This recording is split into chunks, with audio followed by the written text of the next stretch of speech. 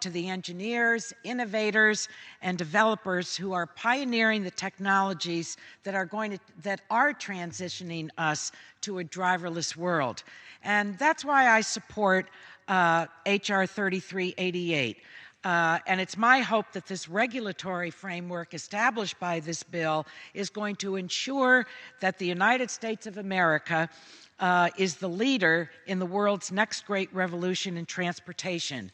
And I believe that we are and that we will be, and that this bill boosts the effort.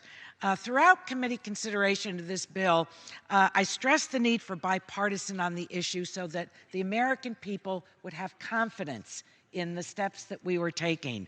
And so it is. And it is, I think, in the spirit of the original federal automotive safety standards, which passed Congress nearly unanimously in 1966. So this bill significantly was improved in the committee, and the final bill, very importantly, preserves the role that states have played to regulate matters such as vehicle registration, licensing, insurance, and liability, while at the federal level, there is the ensuring that manufacturers submit safety certifications to NHTSA, placing the agency on the path toward issuing full safety standards for autonomous vehicles. The bill also includes my language to require a study of the environmental impacts of autonomous vehicles, as well as the intersection between autonomous and electric vehicles. The AV revolution is happening on top of the ongoing electrification revolution, and I think the AV Advisory Council can provide important insight to Congress, to states, to localities about how to support growing these fleets. So for all these reasons and more, Mr. Speaker, I urge all House members to support H.R. 3388. I think it deserves unanimous support, as it did in our committee, and that this will be good for America and keep us in a leadership position on the all-important issues that are established by this bill. I yield back. Gentlelady yields back. Gentlelady from Illinois reserves. Reserve. Gentleman from Ohio. Speaker, at this time I yield 1 minute to the Vice Chairman of the Digital Commerce and Consumer Protection Committee on Energy and Commerce, the gentleman from Mississippi. The gentleman from Mississippi is recognized for 1 minute. Mr. Speaker, I rise in support of H.R. 3388, the Self-Drive Act. The bipartisan bill we're considering today is vital not only to all Americans, but especially individuals with disabilities. My wife, Sydney, and I have an adult son, Livingston, who has special needs, who wants to go everywhere. He has a job Monday through Friday, but he can't drive, so he is dependent upon his family and friends to get him around. In the disability community, that lack of transportation is the #1 obstacle to employment and security in society. I previously introduced the Disability Mobility Advisory Council Act, which creates a forum for individuals with disabilities to work with manufacturers, suppliers, and regulators to identify impediments and ways in which the needs of this community can best be met by self-driving car technology. I appreciate the Chairman including the general intent of my bill in the Self-Drive Act. Self-driving vehicles can open the door for the disability community to access new job markets and opportunities and to have an even more active role in our society. I urge support of this bill. With that, I yield back. Back. Gentleman from Ohio reserves. Gentlelady from Illinois is recognized. Yes, I am pleased to yield 2 minutes to a member of the Digital Commerce and Consumer Protection Subcommittee, someone who has put in a lot of time and effort on this legislation, the Congresswoman from Dearborn, Michigan, Debbie Dingell. Gentlelady from Michigan is recognized for 2 minutes. Thank you, Mr. Speaker. And I want to thank my colleague, Congresswoman Jan Schakowsky, for yielding me the time for her leadership on making this happen, as well as thanking Chairman Lada, Chairman Walden, Ranking Minority Pallone, and my good friend Fred Upton from Michigan, whose all of the hard work here has gotten us to the point where we are today. The Self-Drive Act is going to improve our economy, and it's going to save lives on the road. Passing this bill today means we're one step closer to signing a responsible framework for the deployment of highly automated vehicles into law. It means we're going to improve mobility for seniors and people with disabilities. We're going to reduce congestion on the road, improve energy consumption, and as everyone has said, we're actually going to improve safety on the road. More than 35,000 people died on our roadways, and as you heard Mr. Upton say, we're hearing 40,000. Self-driving cars has the promise to save lives when 90% of those are by human error, but only if we get it right. And that's why it's so important that we study these issues and do this the right way. Our legislation ensures that safety is at the forefront by requiring manufacturers to submit safety assessment certifications before one self-driving vehicle hits the road. It also requires that manufacturers, for the very first time, submit a plan for how we will address both cybersecurity and data privacy. It's moving the needle forward on safety while providing a reactive and flexible framework for the regulation of self-driving cars. Today, we are one step closer to reshaping American innovation for generations to come. We cannot let this opportunity slip us by. It's essential to ensure that the future of American innovation, because this is fundamentally an issue of American competitiveness. Automated vehicles are going to be developed whether we want it or not. And it's a question about whether we're going to remain in the driver's seat and not secede it to China or India or Western Europe.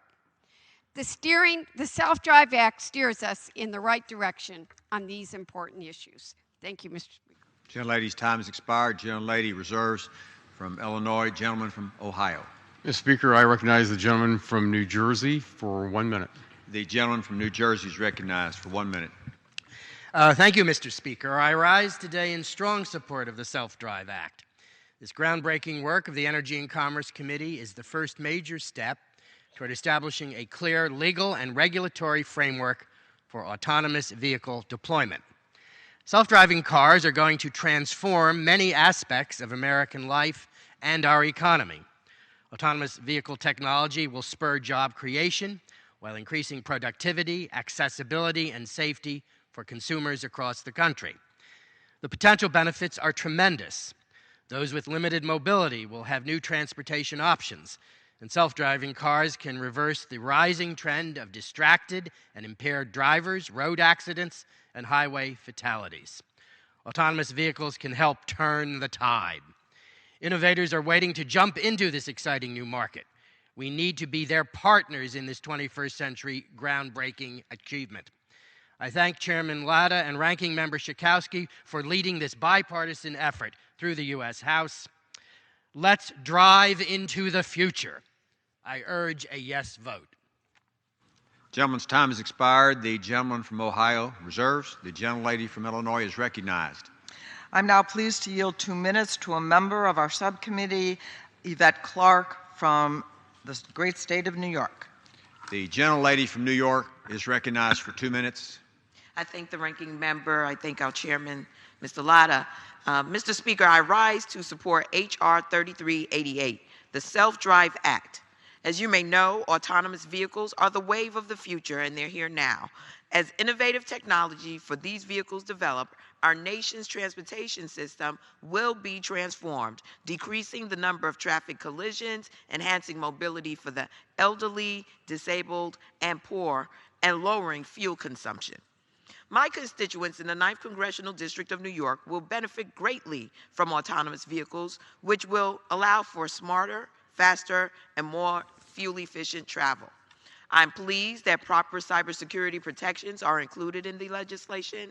As you may know, cybersecurity protections for self-driving vehicles is of great interest, particularly in today's environment, to ensure that these vehicles not only meet technological challenges, but there's a plan in place to meet public safety standards and prevent and tackle potential hacks and/or terrorism. I'm so pleased that H.R. 3407, the legislation I introduced with Congressman Adam Kinzinger of Illinois is included in H.R. 3388. The cybersecurity portion of the bill requires manufacturers to develop a written cybersecurity policy. Within the cybersecurity policy, manufacturers would address the following. 1, a process for identifying, assessing, and mitigating reasonable, foreseeable vulnerabilities from cyber attacks or unauthorized intrusions. And 2, a process for taking preventive and corrective action to mitigate against these vulnerabilities, including incident response plans, intrusion detection, and prevention systems that safeguard key controls, systems, and procedures through testing and/or monitoring. This legislation requires companies to develop a more comprehensive cybersecurity plan which can mitigate, correct, intersect, and identify imminent threats. Fostering consumer confidence will include ensuring an established system built to protect sensitive information in our technological age. I'm pleased to be a member of this committee, and I yield back the balance of my time. Thank you. Back. The gentlelady from Illinois reserves, and the gentleman from Ohio is recognized. Thank you, Mr. Speaker. At this time, I yield 1 minute to the gentleman from Florida. The gentleman from Florida is recognized for 1 minute. Thank you, Mr. Speaker. Thank you, Mr. Chairman. You did an outstanding job with this bill. I rise today in support of the Self-Drive Act, which will improve transportation safety, stimulate economic growth, and ensure we are embracing the full potential of technological advances in the automotive industry with respect to autonomous vehicles. I'm especially proud that my bill, the Access Act, has been included in this important legislative package, which ensures that self-driving cars are developed with seniors and the underserved in mind. Approximately 20% of Floridians are over the age of 65, and many struggle with simple tasks, most of maybe that we take for granted, such as getting to work, going to the doctor, taking a trip to the grocery store, or across town to visit family. Self-driving cars hold the power to safely put seniors and our constituents back in the driver's seat of their lives, providing them with greater independence and mobility. I urge all my colleagues to support the passage of this very important bill. And I yield back the balance of my time. Thank you. The gentleman from Ohio reserves, and the gentlelady from Illinois is recognized. Thank you. I'm pleased to yield 2 minutes to my colleague on the Energy and Commerce Committee, Congressman Jerry McNerney. The gentleman is recognized for 2 minutes. Well, I thank the ranking member and I thank the chairman of this committee. This has been a bipartisan effort. It's been good. We made some progress. I want to say a few things, though. I'm proud to be a co-sponsor of the Self-Drive Act. This legislation puts on a path towards safety, deploying autonomous vehicles. I'm glad to see that it has a strong bipartisan support. Autonomous vehicles offer many benefits, including tremendous life-saving potential. Approximately 40,000 people are killed on our highways every year in deadly automobile accidents. About 3,600 of those accidents took place in my home state of California. AVs can also transform mobility for millions of people who otherwise face difficulty driving, such as seniors and those with disabilities, including 3.8 million veterans in our country living with service-connected disabilities. That's more than 17% of the veterans in this country. AVs can help connect underserved communities, as well as reduce traffic congestion on our roads and increase our nation's productivity and competitiveness in the global economy. While I'm glad that we're taking these steps for this legislation today, our work cannot stop here. As the technology evolves, we must ensure that the benefits are being maximized for consumers.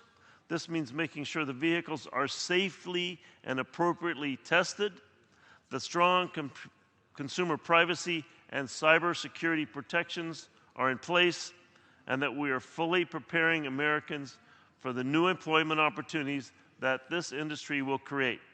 Thank you, and I yield back.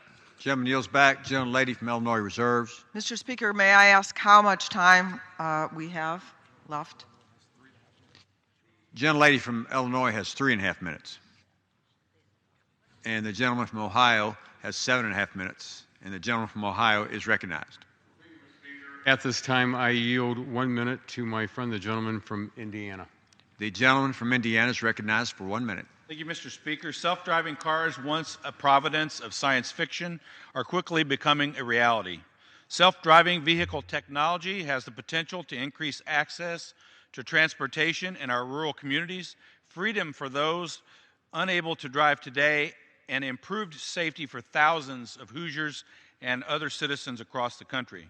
Furthermore, development of this innovative technology maintains America's technological leadership in the world and presents new economic opportunities for our citizens. The Self-Drive Act creates a regulatory framework to allow for self-driving vehicle technology to continue moving forward while also ensuring consumers are protected. I ask my colleagues to join me today and vote in favor of this bipartisan package, and I yield back. Gentleman yields back. Gentleman from Ohio reserves. Gentlelady from Illinois. I'm pleased to yield 1 minute to Congressman Earl Blumenauer of Oregon.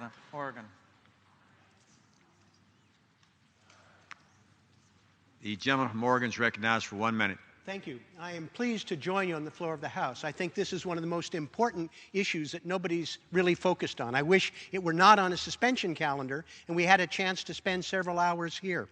What you've done, forging a bipartisan coalition to be able to leapfrog going forward, to be able not just focusing on safety, but autonomous vehicles have the opportunity to reshape the American landscape, dealing with recovering right-of-way, being able to have new economic opportunities. But if it's not done right, the fact that driver is the #1 category of employment for men without a college education, there's some problems here. If we don't do it right, we can actually increase congestion rather than decrease it. But I think you've established a framework to allow us to go forward, to be able to capitalize on this, to be able to accelerate American leadership and avoid the problem we had with drones, where the FAA was not really capable of dealing with flying cell phones when they deal with jets. You're trying to lay a foundation that I think is going to help us avoid that problem, and it's going to pay dividends for years to come. Gentleman yields back. Gentlelady from Illinois reserves. The gentleman from Ohio. Thank you, Mr. Speaker. I yield 1 minute to the gentleman from Oklahoma. The gentleman from Oklahoma is recognized for 1 minute. Thank you, Mr. Speaker. The House today will vote on an important piece of federal legislation regarding self-driving vehicles that many in this body on both sides of the aisle have worked on. This legislation promises to make roads safer by reducing traffic-related fatalities and unlock new economic opportunities and jobs in the U.S. It's also vital in our efforts to promote innovation. Industry is driving the development of self-driving vehicles, but in certain situations, companies building and testing the car of the future may need some flexibility or certainty. With this legislation, I hope the research, development, and testing that is unleashed will stimulate additional knowledge and innovation for passenger motor safety. We, as a government, need to make sure that the safety is first and foremost in our consideration. Passing this legislation will help get life-saving technology to the public, perhaps preventing deaths in the not-so-near future. I strongly support this bipartisan legislation, and I urge my colleagues to do the same. I yield back. Gentleman yields back. The gentleman from Ohio reserves his time. Gentlelady from Illinois. I'm pleased now to yield 1 minute to the ranking member of the Science, Space, and Technology Committee, Congresswoman Eddie Bernice Johnson. Gentlelady from Texas is recognized for 1 minute. Thank you very much, Mr. Speaker. Let me thank the majority and minority of the Energy and Commerce Committee for bringing this unanimous legislation to the floor on self-driving vehicles, which are revolutionizing the way we conceptualize travel. Self-driving cars have the potential to lower our infrastructure and mobility costs, enhance safety on our roads, and enhance mobility in our cities. However, like any complex technology, self-driving cars pose new challenges for the regulatory landscape and our labor markets.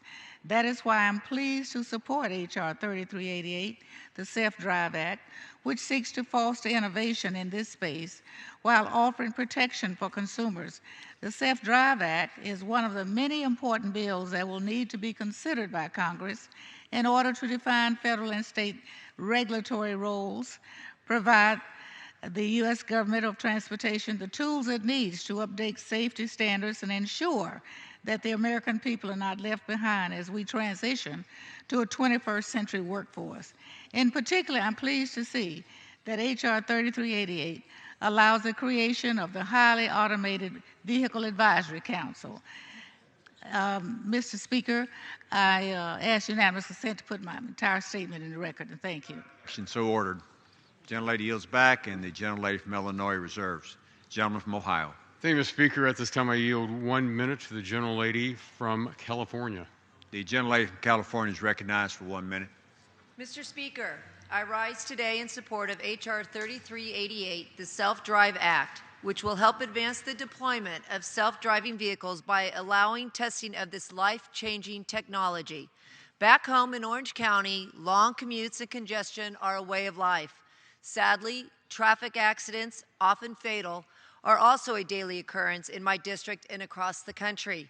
Some predict self-driving vehicles could save 300,000 lives each decade. In Orange County alone, the deployment of this technology could save the lives of 150 people every year. I'm especially proud that a piece of legislation I drafted, the MORE Act, is included in the Self-Drive Act. The MORE Act will help advance self-driving vehicle technology because it allows new entrants to the automobile industry, such as tech and ride-hailing companies, to test this life-saving technology on public roads. The Self-Drive Act has the potential to make our roads safer, alleviate congestion, and improve mobility for seniors and individuals with disabilities. I urge my colleagues to support this legislation, and I yield back the remainder of my time. Gentlelady yields back. The gentleman from Ohio reserves. Gentlelady from Illinois.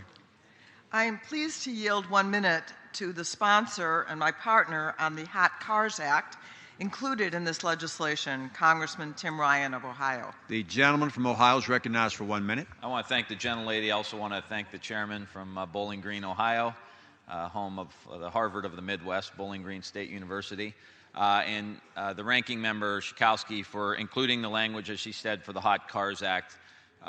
We lose about 37 children a year who accidentally get left in the back seat of a car when a parent or a grandparent accidentally forgets that they're there, they change their routine, and 37 kids a year pass away. And it is one of the most tragic circumstances we have to deal with in this country. And Ms. Schakowsky and I, along with Peter King from New York, have championed this bill.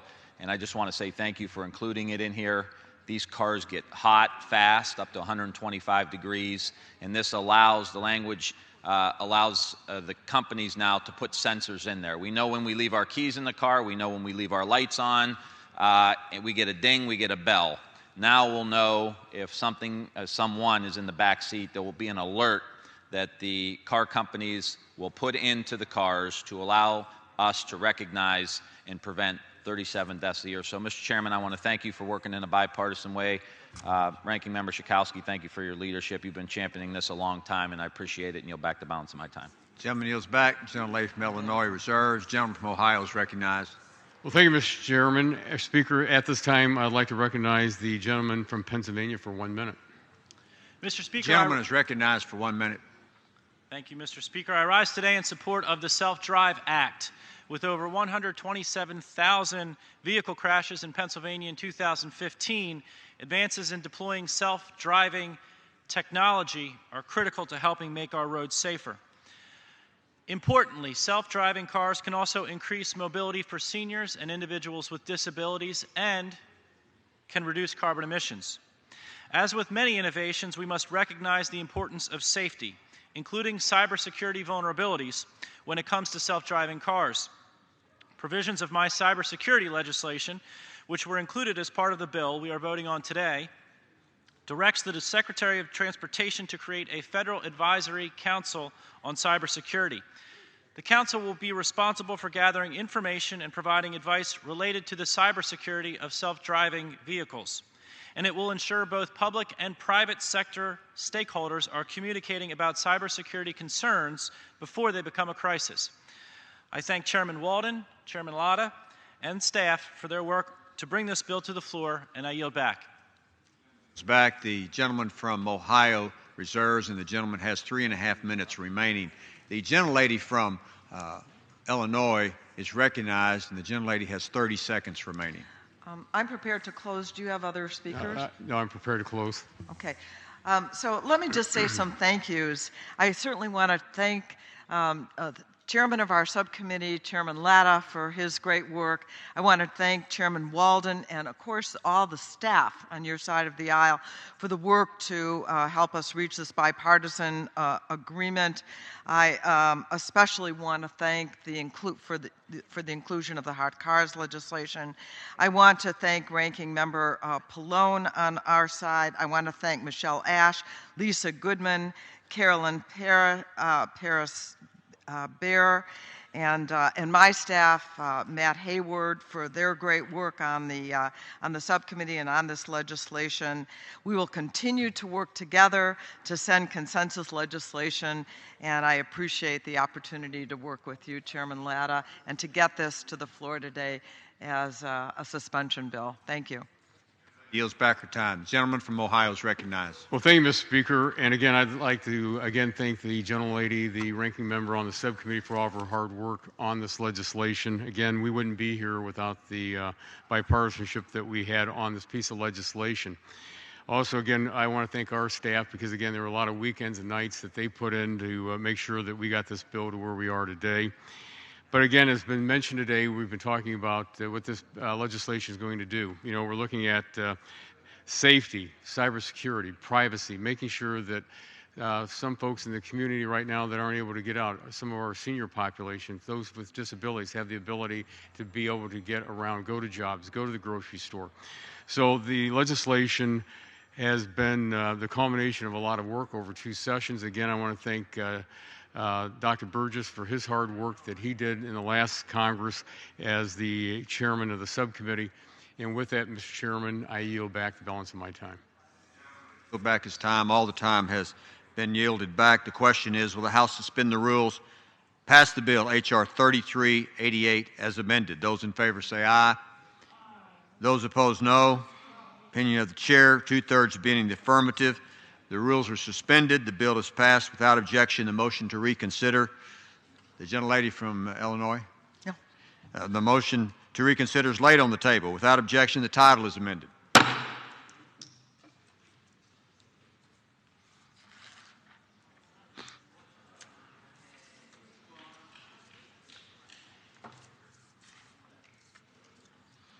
Pursuant to Clause 8 of Rule 20, the unfinished business is the vote on the motion of the gentleman from New Jersey, Mr. Freelandhausen, to suspend the rules and agree to House Resolution 502, on which the yeas and nays are ordered. The clerk will report the title of the resolution.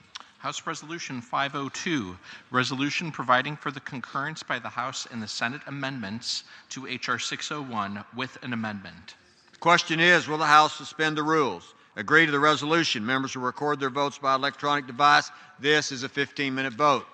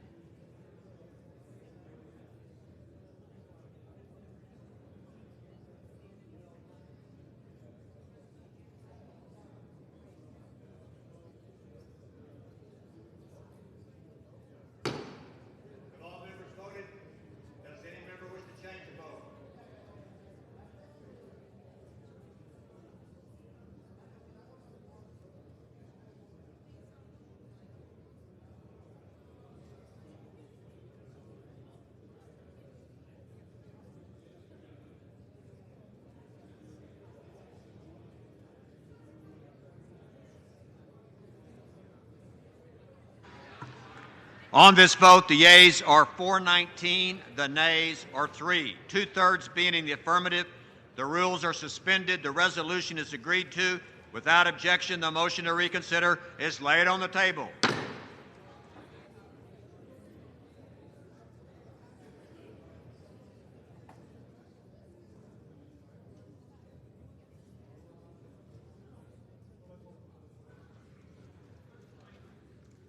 Pursuant to Clause 12A, Rule 1, the Chair declares the House in recess until approximately 2:15 today.